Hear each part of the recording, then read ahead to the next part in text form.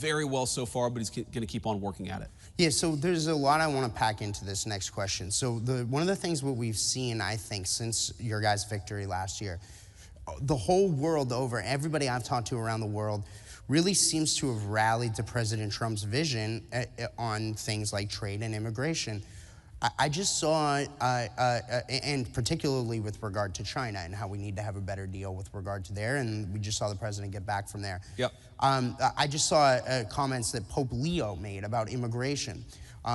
He said just the other day, and we did a huge story on it on Breitbart last night, that every country should get to decide, I'm paraphrasing him here, every country should get to decide who gets to come in. I mean, that's amazing to see that from the Pope himself. Sure. Your thoughts on more broadly how President Trump really does seem to have electrified the world and woke them up to these major issues that we're talking about here? Yeah. Well, Matt, you know I'm a devout Catholic, so I followed those comments closely, including on, of course, Breitbart.com. And that's my third Breitbart shout-out. I've done pretty good, right? There's a lot in 20 of minutes. Breitbart Not bad. Thank you. Okay, thank you, guys. But you know, it's interesting because you may not know it, judging purely from the comments of some people on social media, but the Catholic Church's views on this are actually quite clear. And it's that, yes, you must treat immigrants humanely. On the other hand, every nation has the right to control its borders. And obviously how you strike that balance is very important, but there's a lot of room there to actually control your own borders for the sake of your own people.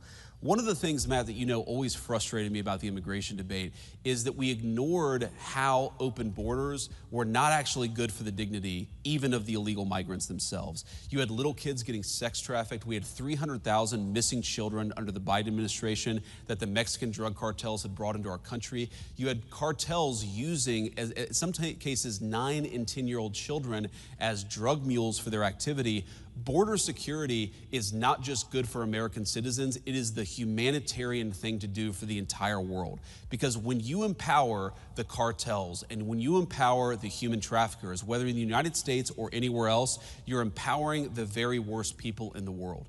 Now, you've seen this in Europe, you've seen this in a whole host of places, but you know, it's almost like Europe and America got this idea in their head that to control your border at all was fundamentally, you know, uncompassionate, maybe it was even racist and bad. The president and I reject that wholesale. Putting the interests of your citizens first, it's not some ancillary thing. It is the very purpose of government.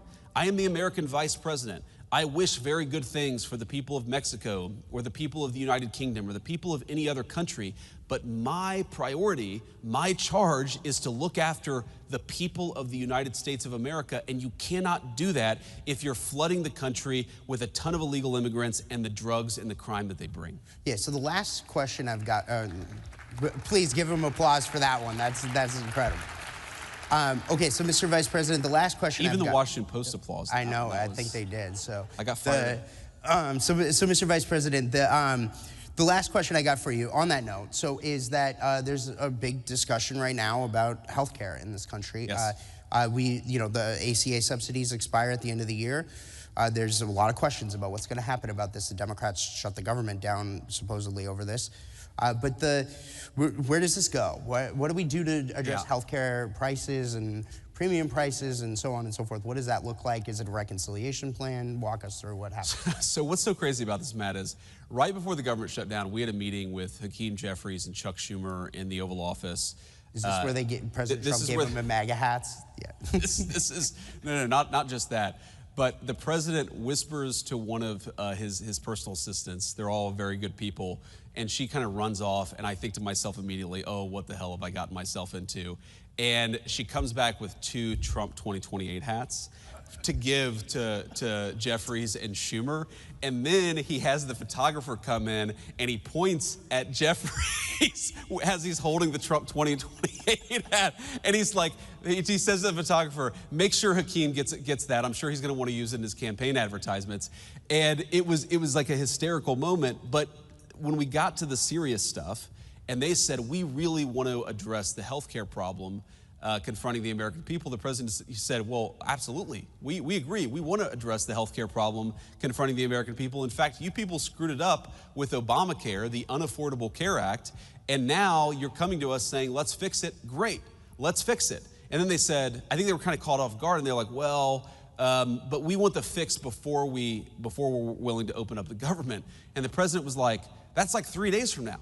You want us to fix American health care in the next 3 days, and unless you do it, you're gonna shut down the government? How about we open up the government and then work together to fix American health care? And of course, we know the history. They rejected it. They shut down the government. But I don't want to get ahead of the president, Matt, because we had a very, very good meeting in the Oval Office yesterday. I think that we have a great health care plan coming together. I think that it's gonna get Republican and Democrat support. And I think the president, look, right now, the American people get crap health care, and they pay way too much for it. You have people who are paying thousands of dollars a month in premiums for a family of 4, a family of 5, and the access to health care is really low. This system is broken. The Democrats broke it, but who cares? We're gonna work together if they're willing to fix it. And the interesting thing, Matt, is people say, and this is one of the things I love about the president, people come to the president and say, no, don't talk about health care. That's a graveyard for Republicans. Republicans always lose on health care. And the president's like, I don't care about the politics of it. This system is screwed up for the American people. We need to fix it. So let's go and do it. Politics be damned. I love that. That's leadership, and that's exactly what we should want coming from the White House. Mr. Vice President, really want to thank you for taking the time here. Thank you, Matt. Good to see you guys. Yeah. Thank you. I'm American made. I got American